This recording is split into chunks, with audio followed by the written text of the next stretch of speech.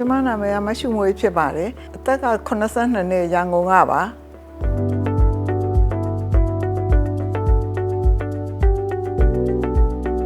လူငယ်နဲ့9နှစ်ကစပြီးဘယ်ဘက်ချီဒူးရည်အားနေပြီးခဏခဏချော်လဲတယ်ချော်လဲတော့ဒူးရည်ရိုင်ပြီးတော့ခဏခဏလဲတော့ဒီနောက်ဆုံးတစ်ခေါက်ရပြင်းပြင်းထန်ထန်လဲတာဒီအဲ့ဒါနဲ့ပဲဒူကရောင်းလာပြီးတော့ဆရာဝန်ဆေးကိုနီးစပ်ဆေးကိုမှတော့ပြလိုက်တယ်คนไข้มาด้วยเรื่องอาการปวดเข่านะครับมีลักษณะของขาผิดรูปนะครับรักษาโดยการรับประทานยาทำกายภาพบำบัดแล้วไม่ดีขึ้นนะครับตรวจร่างกายเนี่ยจะเห็นว่าคนไข้เดินเนี่ยมีลักษณะของความไม่สมดุลนะครับขาสองข้างเนี่ยผิดรูปค่อนข้างชัดเจนโดยที่เป็นที่ข้างซ้ายเนี่ยมากกว่าข้างขวานะครับแล้วก็ตรวจร่างกายก็จะพบความผิดรูปของลักษณะของขาและข้อเข่าเนี่ยทั้งสองข้างนะครับแล้วก็มีการจำกัดของพิสัยข้อทำให้คนไข้เนี่ยไม่สามารถงอเหยียดได้ตามปกตินะครับพองอเหยียดได้ไม่ตามปกติเนี่ยคนไข้จะสูญเสียการใช้งานของขาในชีวิตประจำวันออกไปนอกเหนือจากความเจ็บปวดนะครับဆေးရုံနီးစပ်ဆေးရုံတော့ပြောဆေးရုံဆရာဝန်ကအတက်ရွယ်ကြီးပြီးတော့ဒီရိုးတွေဆွေးပြီးတော့ရိုးတင်ချင်းစီခန်းနေတယ်ပြောပြီးခွဲစိတ်ရမယ်လို့ပြောရတယ်အဲ့ဒါနဲ့ပဲခွဲစိတ်ဖို့အတွက်ဒီထိုင်းမှာခွဲစိတ်ဖို့ပဲစိတ်ပိုင်းဖြတ်လိုက်တာ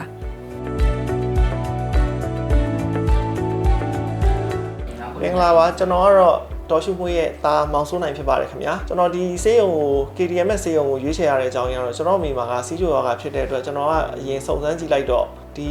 KDMS ကစီးချိုနဲ့ပတ်သက်ပြီးတော့လူနာရှင်တွေကိုခွဲစိတ်တဲ့ဒူးကောင်းခွဲစိတ်တဲ့နေရာမှာလည်းအဆင်ပြေတယ်နောက်တစ်ခုက robotic arm နဲ့ခွဲစိတ်တဲ့နည်းပညာမှာတော့ဒီမှာတော်တော်လေးနာမည်ရနေတော့အဲ့ဒါကစီးချို control လုပ်တဲ့နေရာမှာလည်းတော်တော်လေးကောင်းတဲ့အတွက်ဒေါက်တာ Watchner နဲ့ကိုကျွန်တော်ဆွေးနွေးတိုင်ပင်ပြီးတော့မှဒီဆေးရုံကိုရွေးချယ်ပြီးတော့ခွဲစိတ်ဖြစ်တာပါနောက်တစ်ခုကအဆင်ပြေတဲ့အကြောင်းရင်းတွေမှာဆေးရုံကြိုဖို့ရောဟိုတယ်ကြိုဖို့ရောနောက်တစ်ခုကဝန်ထမ်းတွေရဲ့ဘာသာပြန်တွေလည်းရှိတယ်မြန်မာစကားပြန်တွေလည်းရှိတယ်အဲ့ဒါတွေလည်းအဆင်ပြေပါတယ်နောက်မြို့တဲနဲ့လည်းမနီးမဝေးမှာလည်းရှိပါတယ်အဲ့ဒါတွေကလည်းအဆင်ပြေတဲ့အချက်တွေဖြစ်ပါတယ်နောက်လေဆိပ်ထီလည်းတို့ကလာရောက်ပြီးတော့ကြိုဖို့ဝန်ဆောင်မှုလည်းပေးတယ်ဗီဇာအတွက်လည်းတို့မှာ extension အတွက်ဝန်ဆောင်မှုလည်းရှိပါတယ်အဲ့လိုအဆင်ပြေတဲ့အတွက်ကျွန်တော်ကတော့ KDMS ကိုပဲရွေးချယ်ခဲ့တာပါ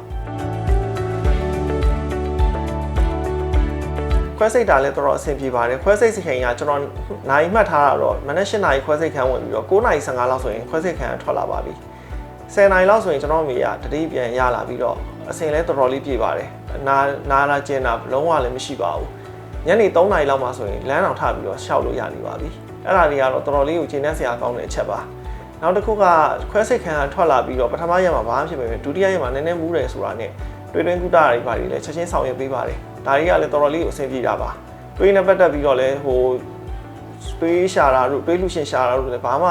ရှာစရာမလိုပါဘူးအကောင်လုံးအဆင်ပြေချောချောမောမောနဲ့ဆေးရုံကအကောင်လုံးစီစဉ်ပေးပါတယ်အဲ့ဒါတွေကလည်းအဆင်ပြေပါတယ်ခင်ဗျနောက်တစ်ခုအဆင်ပြေတာကတော့ကျွန်တော်အမေက robotic arm နဲ့ခွဲတဲ့အတွက်ဒဏ်ရာကအရန်ကိုသေးပါတယ်အပေါက်လေး3ပေါက်ပဲဖောက်ပြီးလုပ်တာပါပုံမှန် open တို့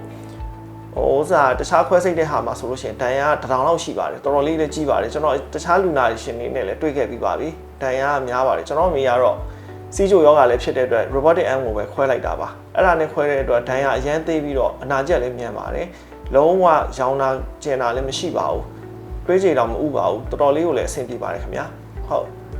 การผ่าตัดโดยใช้หุ่นยนต์เนี่ยก็จะตอบโจทย์นะครับในการรักษาข้อเข่าเสื่อมนะครับด้วยการผ่าตัดข้อเข่าเทียมแบบธรรมดานะครับหรือว่าจะแบบซับซ้อนเนี่ยก็ค่อนข้างได้ผลดีนะครับคนนี้ผ่าตัดไม่มีภาวะแทรกซ้อนคนไข้สามารถเดินได้ในวันเดียวกันกับที่ผ่าตัดนะครับแล้วก็อาการเจ็บปวดค่อนข้างน้อยนะครับใช้ยาเพื่อระงับการปวดเนี่ยแทบจะไม่มียาฉีดเลยก็เป็นยารับประทานธรรมดานะครับแล้วก็สามารถเดินได้เก่งนะครับภายใน 2-3 วันแล้วก็กลับบ้านใน 2-3 วันเช่นเดียวกันนะครับဆေးရုံဝန်ဆောင်မှုအနေနဲ့သဘောကျတာတဲ့အချက်တွေကိုပြောပါဆိုလို့ရှိရင်တော့ကျွန်တော်တို့ဒီဆေးရုံမှာလာတဲ့ဝန်ထမ်းတွေအကုန်လုံးကဖော်ရွေနဲ့စေနာဘာနဲ့အမေကိုလည်းပြုစုပေးပါတယ်ကျွန်တော်သားတယောက်အနေနဲ့လာတာတော့မှဆရာ nurse တွေကလိုအပ်တာရေချိုးတာအပေါ်ပြောင်းသွားတာအစားအကုန်လုံး nurse တွေကနေပြီးတော့စီစဉ်ပေးပါတယ်တော်တော်လေးလည်းအဆင်ပြေပါတယ်နောက်တစ်ချက်ကဒီအမေ exercise လုပ်ဖို့အတွက်ကိုဂျင်မှာကျတော့စီစဉ်ပေးထားတာ6ခေါက်တောင်မှသူတို့ကစီစဉ်ပေးပါတယ်အားလုံးက package ထဲမှာပါပါတယ် နောက်တစ်ခုကဘာတစ်ခုကွာလေးလဲဆိုလို့ရှိရင်အမေလမ်းလျှောက်တဲ့အချိန်မှာ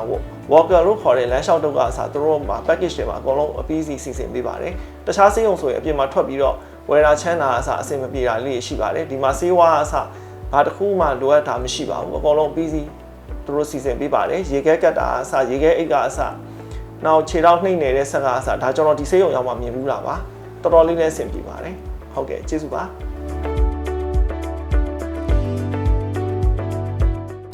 ဟုတ်ကဲ့ကျွန်တော်အမေကဒူးနာတာလွန်ခဲ့တဲ့9နှစ်6နှစ်ပါဒူးခွဲတဲ့ပတ်နာနဲ့ပတ်သက်ပြီးတော့လဲစီးချိုရှိတော့သူကကြောက်တော့မခွဲရပါဘူးအဲ့တော့ကျွန်တော်လဲလိုက်ပြီးတော့စုံစမ်းမေးမြန်းပြီးတော့မှပဲဒီလိုစီးချိုရောလူမာရှင်တွေရောတွေးတိုးလူမာရှင်တွေရောအကုန်လုံးစိုးရိမ်စိတ်မရှိကြပါနဲ့အေးဆေးလာပါဆေးဝါးတွေကလည်းခင်မိနေပါပြီဒီလိုစိတ်ခင်မိတဲ့ဆေးရုံမှာစက်ရုံနီးပညာနဲ့ခွဲစိတ်တဲ့နီးပညာတွေလည်းအရင်မြင့်မားလာတဲ့အတွက်ကြိုပြီးတော့စောစောလုပ်နိုင်လေစောစောကောင်းနေပါပဲခင်ဗျာအဲ့ဒါတော့ကျွန်တော်လည်းမြန်မြန်ဆန်ဆန်တက်တာအောင်လာရောက်ကူတာကြပါလို့တိုက်တွန်းလိုပါတယ်ခင်ဗျာကျေးဇူးပါ